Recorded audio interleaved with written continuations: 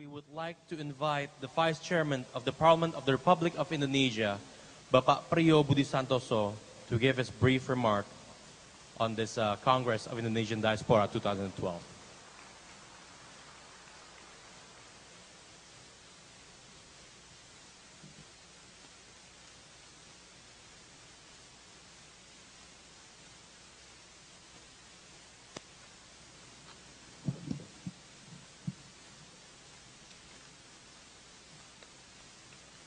Assalamualaikum warahmatullahi wabarakatuh.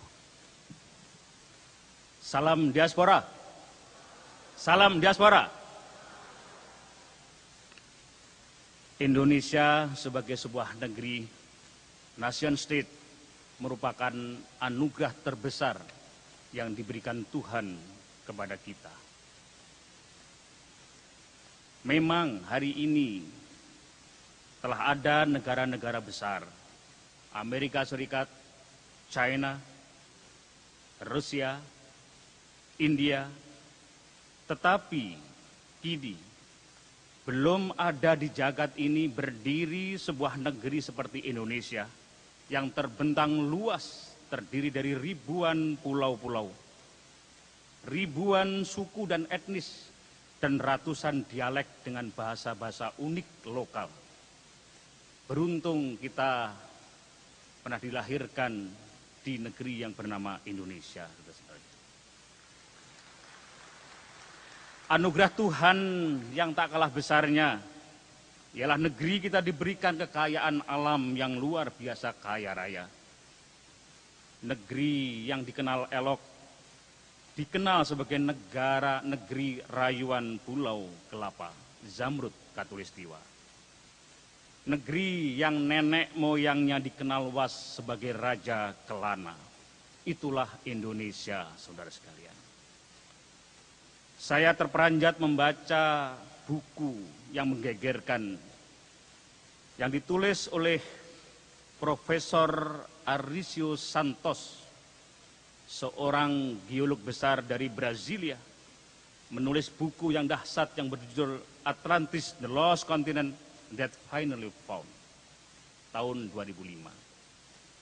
Dalam penelitian panjang selama kurang lebih 20 tahun, Profesor Arisio Santos menemukan sebuah kenyataan yang mencengangkan kita.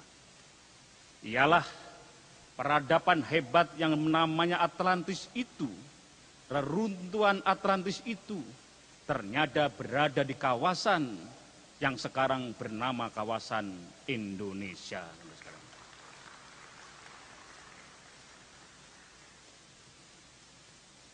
Ini menggembirakan karena sejarah juga mencatat pada masa lalu negeri kita pernah menjadi negeri yang besar dan dihormati.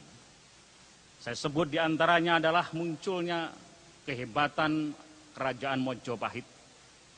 Kemudian juga munculnya kerajaan Sriwijaya yang hebat, yang sampai menguasai tanah Campa dan sebagian Asia. Temuan-temuan terakhir di situs-situs kuno, saudara sekalian.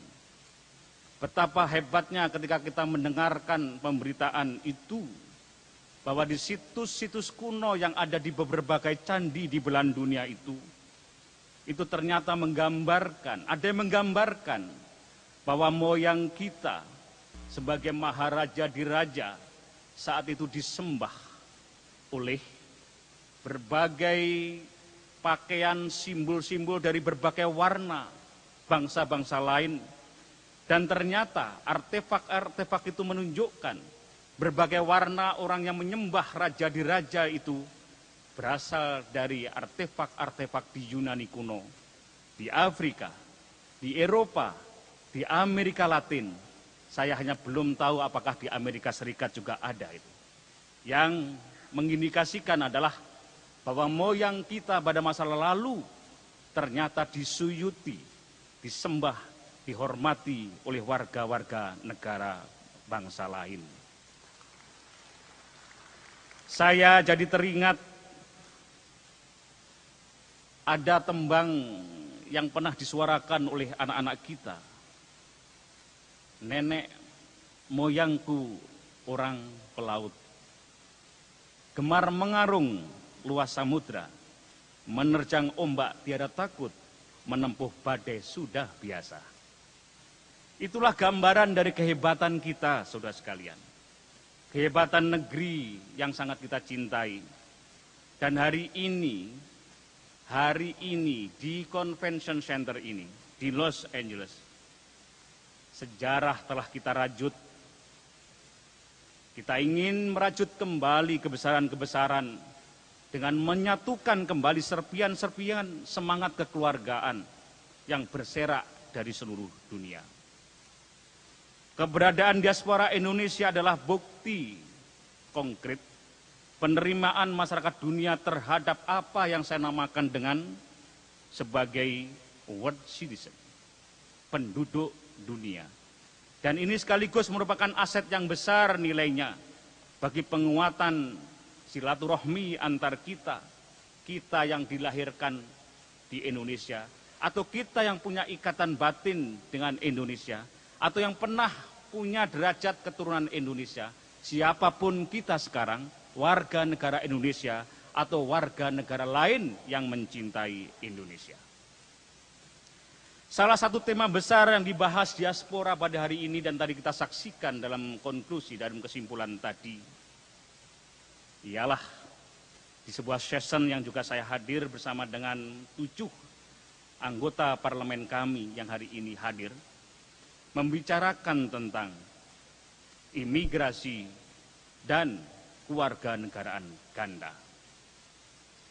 Bahkan kemarin secara resmi sebagai pimpinan DPR Republik Indonesia, didampingin dengan para anggota parlemen, saya telah menerima petisi hebat tentang kewarganegaraan ganda yang ditandatangani lebih dari 5.500. Saya ulangin, yang petisi tersebut ditandatangani oleh lebih dari 5.500. 90% diantaranya adalah warga negara Indonesia. Saudara-saudara sekalian, terhadap derasnya permintaan itu, terhadap masalah petisi dan keinginan itu, sebagai pimpinan DPR RI, saya tidak bisa menjanjikan apa-apa, kecuali satu hal yang saya pastikan, ialah saya ingin boyong aspirasi saudara-saudara sekalian di Jakarta.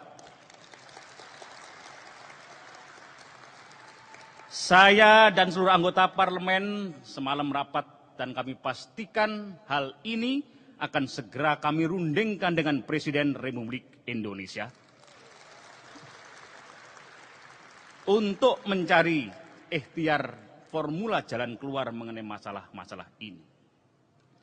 Ada 3 undang-undang yang kami sekarang akan bahas untuk kita cari solusi jalan keluarnya. Ialah undang-undang yang berkaitan dengan kewarganegaraan, undang-undang yang berkaitan dengan masalah imigrasi, dan satu, jangan lupa, adalah undang-undang tentang hak asasi manusia. Saya ingin memberitahukan kepada Anda semua bahwa setelah amandemen konstitusi yang hebat dan dramatis itu, negeri kita, konstitusi baru kita telah meletakkan hak asasi manusia sebagai barometer tinggi. Ada sekian pasal yang secara khusus kami desain tentang hak asasi manusia ini.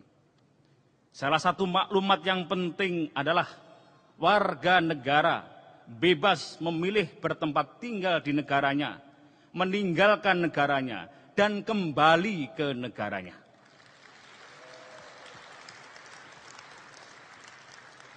Memang harus saya akui benar bahwa per hari ini undang-undang kita, undang-undang di negara kita belum mengenal kewarganegaraan ganda. Benar demikian adanya. Tetapi benar bahwa suara yang begitu deras dari Los Angeles ini adalah suara nurani yang kami dengarkan secara langsung.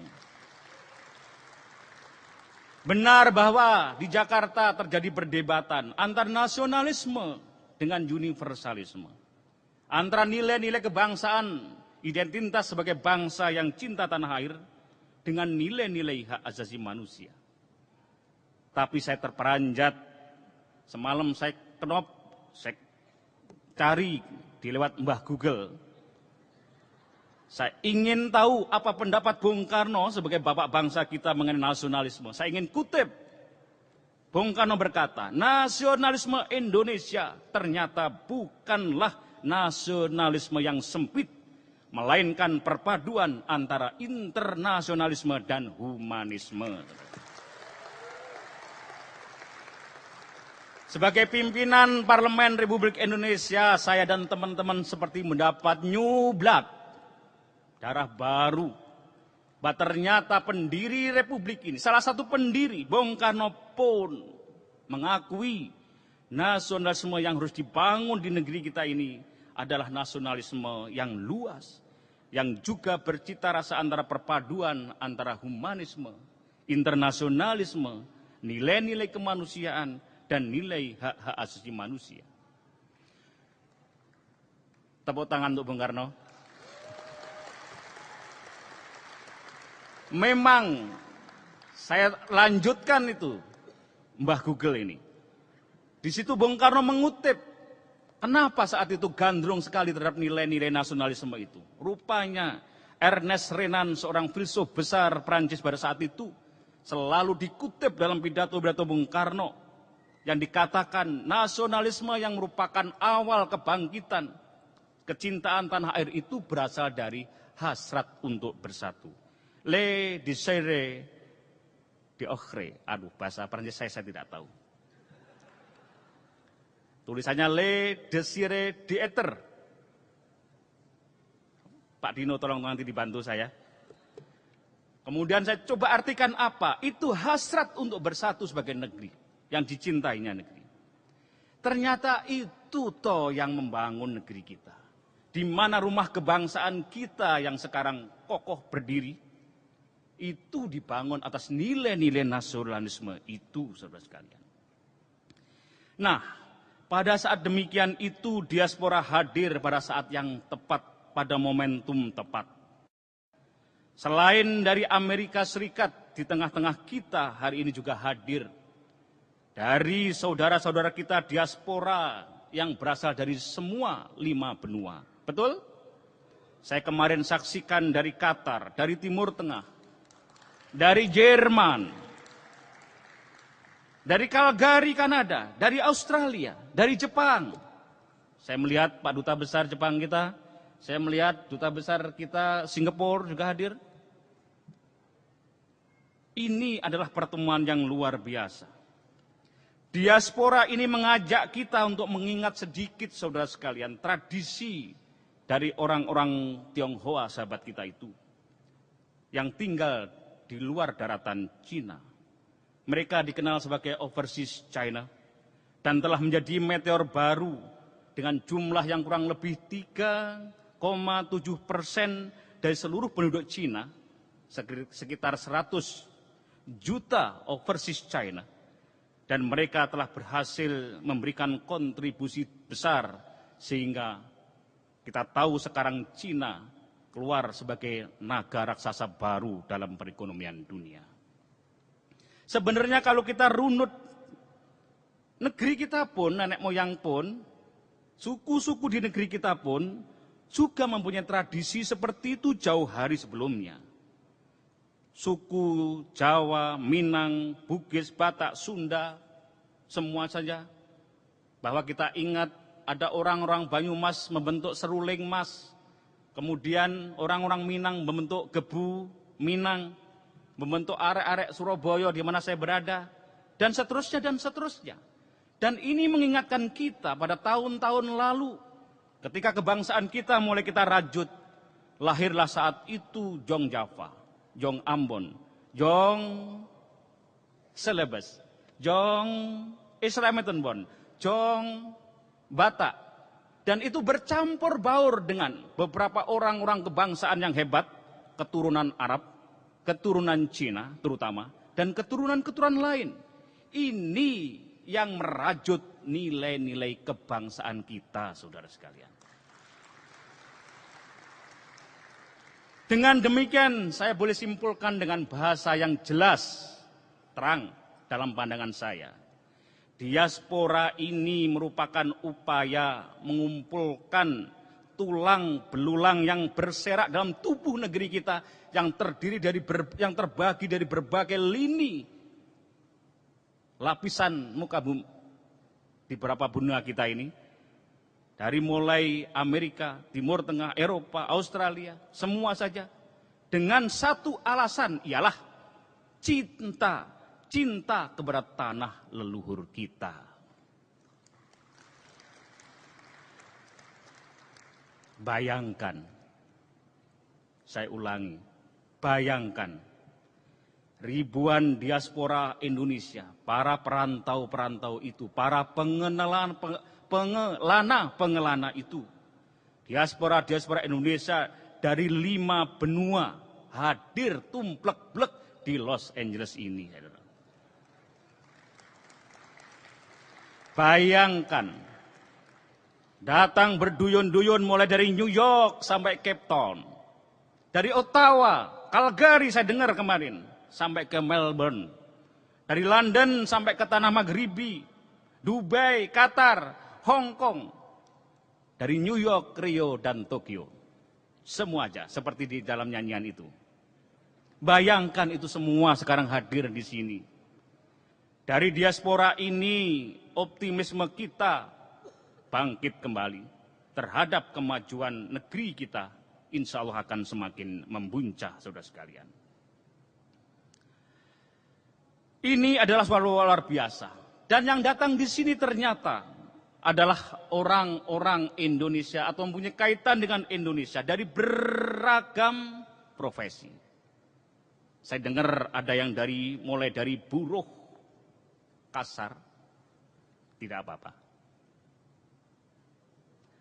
Perawat profesional, insinyur, engineer, teknolog, innovation. Saya kemarin takjub menyaksikan Doktor Sehat Sentosa Sutarja. Beliau menemukan hal yang takjub untuk ukuran kita yang selama ini merasa terpinggirkan.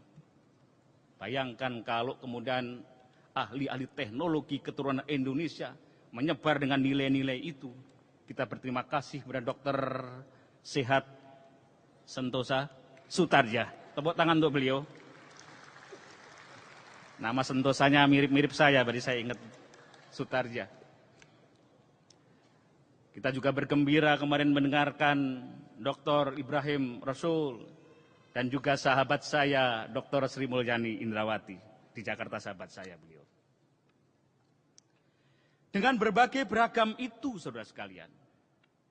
Dan semua itu kita bayangkan kalau ribuan para diaspora yang hari ini hadir kembali ke tempatnya masing-masing dan sekaligus otomatis menjadi duta-duta informal kita untuk menebarkan nilai-nilai Indonesia dimanapun mereka berada. Nilai-nilai Indonesia tak kalah dengan nilai lain, nilai adiluhung, musyawarah, kekeluargaan, gotong royong. Ini yang tidak dipunyai oleh Amerika, gotong royong. Nilai gotong royong, nilai harmoni, tenggang rasa, menghormati yang lebih tua. Betul ya? Mikul dhuwur mendem jero. Ini adalah nilai-nilai khas Indonesia. Neng ojo mikul keduren, ojo mendem kejeron. Nah, gitu. Mikul dhuwur, menghormat kepada orang tua. Itu adalah nilai-nilai Indonesia yang kita sebarkan semua ini. Untuk itu semua, izinkanlah lewat mimbar ini, saya sebagai pribadi maupun sebagai Wakil Ketua DPR Republik Indonesia, menyampaikan penghormatan secara khusus kepada Dr. Dino Patijalal. Dan seluruh keluarga besar KBRI kita di sini. Dan didukung oleh duta besar kita yang lainnya, saya lihat duta besar Jepang kita, duta besar Singapura, tadi saya ketemu. Dan juga hadir di sini saya lihat Dr. Anis, sahabat saya di kampus.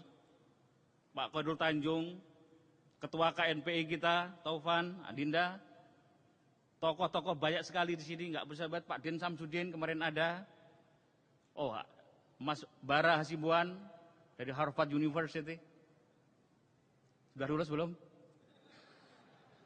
Kalau belum lulus, saya belum ini nanti, harus sampai lulus. Itu semua kemudian semakin mengikatkan kita terhadap itu.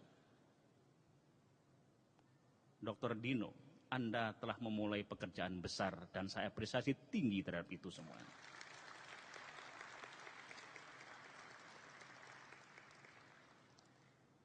Saudara sekalian, tadi saya katakan yang hadir di sini adalah beragam profesi. Memang izinkanlah saya jangan dimarahi, saya ingin menyampaikan sedikit rasa sedih saya di antara ribuan diaspora kita, di antaranya adalah kaum buruh migran yang memang satu dan lain hal harus kita relakan mereka bekerja untuk orang-orang yang dicintainya.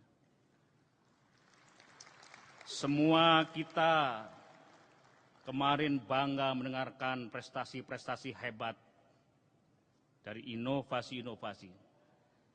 Tapi kita juga bangga terhadap pahlawan-pahlawan devisa para buruh-buruh migran kita itu, saudara sekalian. Simpati saya dan kita semua tertumpah pada mereka. Tetapi saya ingin kutipkan kata-kata Multatuli. Jangan hendaknya kita terjerembab pada bangsa kuli atau menjadi kuli di antara bangsa-bangsa. Kita tetap harus memulai semua keberagaman itu menjadi eloknya, menjadi dasar, modal dasar besar kita terhadap nilai-nilai kebaikan yang kita rajut bersama-sama. Buruh kasar, tenaga kerja, sampai ke orang-orang hebat yang berprestasi kemarin, itu adalah semuanya cita rasa Indonesia, saudara sekalian. Saudara sekalian, yang terakhir, sekali lagi saya ingin menegaskan sikap saya sebagai pimpinan DPR Republik Indonesia. Dengan semua kewenangan dan pengaruh yang kami punya, bersama seluruh rombongan kami dari DPR RI, saya tidak menjanjikan apa-apa, kecuali satu hal, semangat api unggun yang lahir dan digelorakan di gedung ini, di Los Angeles ini, akan saya gotong ke Jakarta untuk saya nyalakan kembali.